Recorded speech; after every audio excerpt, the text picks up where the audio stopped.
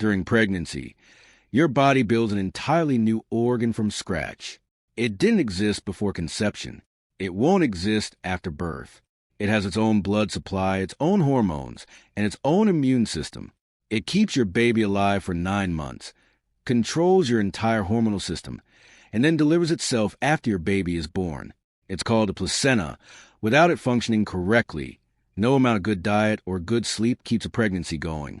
The placenta starts forming at the same time as the embryo, from the very same fertilized egg. When a fertilized egg divides, it creates 2 distinct groups of cells. One group becomes your baby. The other group, called a trophoblast, becomes a placenta. By week 3, trophoblast cells are already invading the wall of your uterus, burrowing into your blood vessels, and rerouting your blood supply toward the embryo. By week 4, the basic structure of the placenta is in place, a disc of tissue embedded in the uterine wall, with your blood flowing around it on one side and the embryo's developing blood vessels growing into it on the other. Your blood and your baby's blood never actually touch. The placenta is built like an elaborate filter.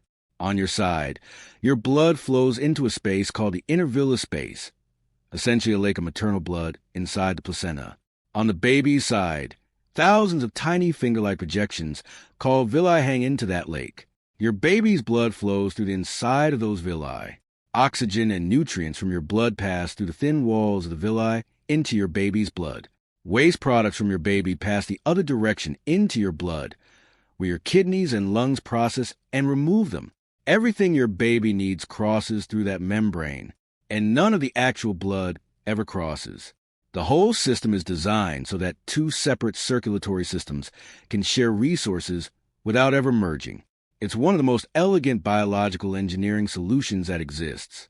For the first 8 to 10 weeks of pregnancy, the corpus luteum, a temporary structure left behind after ovulation, produces the hormones keeping the pregnancy stable, mainly progesterone, which keeps the uterine lining intact and prevents contractions.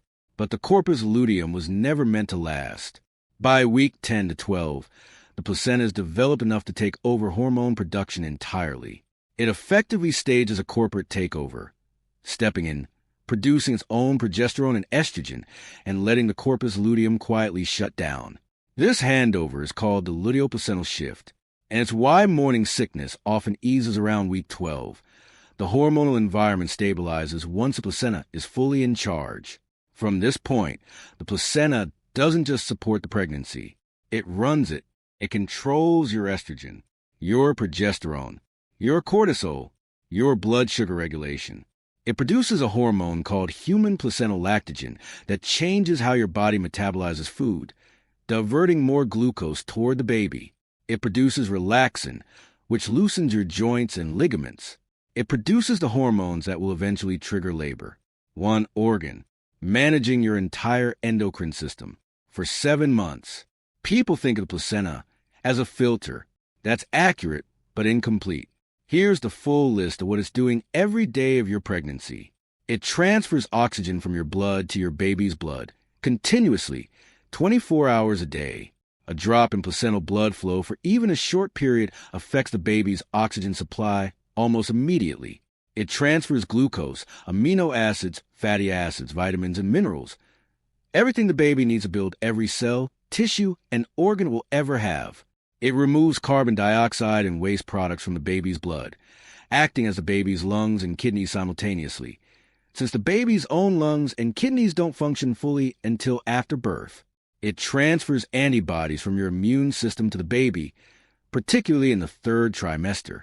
This is called passive immunity, and it's the reason newborns have some immune protection at birth despite having an immature immune system. It produces hormones that prevent your immune system from rejecting the baby, and it acts as a selective barrier, blocking some substances from reaching the baby while allowing others through. Most medications cross. Some viruses cross. Some don't. The placenta makes these distinctions based on molecular size, chemistry, and structure, not on what's safe. If you're learning things nobody told you before, subscribe. There's a full pregnancy science series on this channel covering every stage. The placenta directly influences your baby's brain development. It produces neurotrophic factors, compounds that support the growth and development of brain cells. It regulates the levels of serotonin reaching the developing brain. And serotonin in fetal development isn't just a mood chemical, it's a brain architecture signal that influences how neural circuits are laid down. Studies in the last decade have found that placental dysfunction, even mild subclinical dysfunction, correlates with differences in fetal brain development. The placenta isn't just keeping the baby alive. It's actively participating in building the brain your child will use for the rest of their life. The placenta is extraordinarily capable, but it can fail, and when it does, it usually does so silently. Placental insufficiency is when the placenta stops transferring nutrients and oxygen at the rate the baby needs. The baby grows more slowly than expected. In serious cases, it stops growing altogether. Most women with placental insufficiency feel completely normal, no pain, no obvious symptoms, which is exactly why growth scans and Doppler blood flow checks exist. They're checking placental performance directly, not just baby size. Placenta previa is when the placenta implants too low in the uterus, covering the cervix.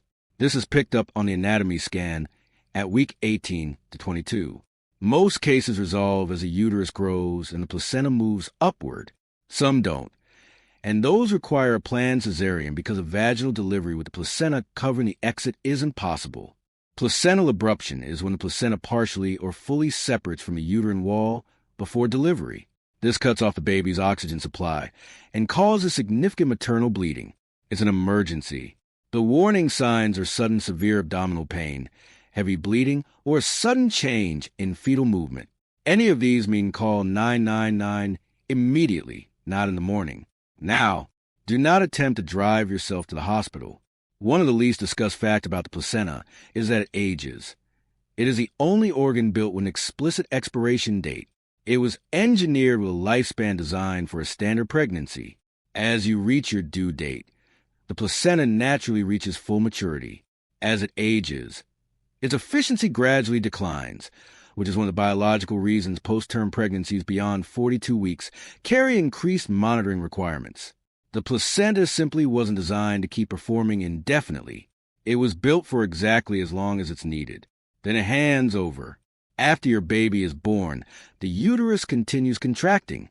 These contractions separate the placenta from the uterine wall, peeling it away from the site where it's been embedded for 9 months. This usually happens within 5 to 30 minutes of birth.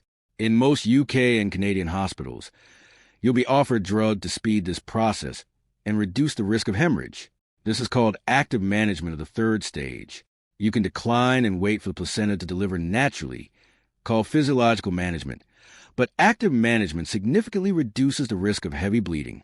The placenta, once delivered, is examined by your midwife. They check that it's complete, that no fragments remain inside the uterus.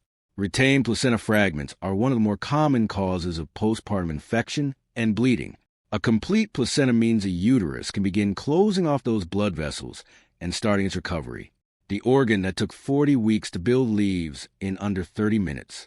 Once the placenta is delivered, the hormonal landscape of your body changes almost immediately. Progesterone, which the placenta was producing in large quantities, drops sharply. This drop is what triggers your milk to come in, usually 2 to 4 days after birth. Your body was suppressing full milk production while the placenta was present.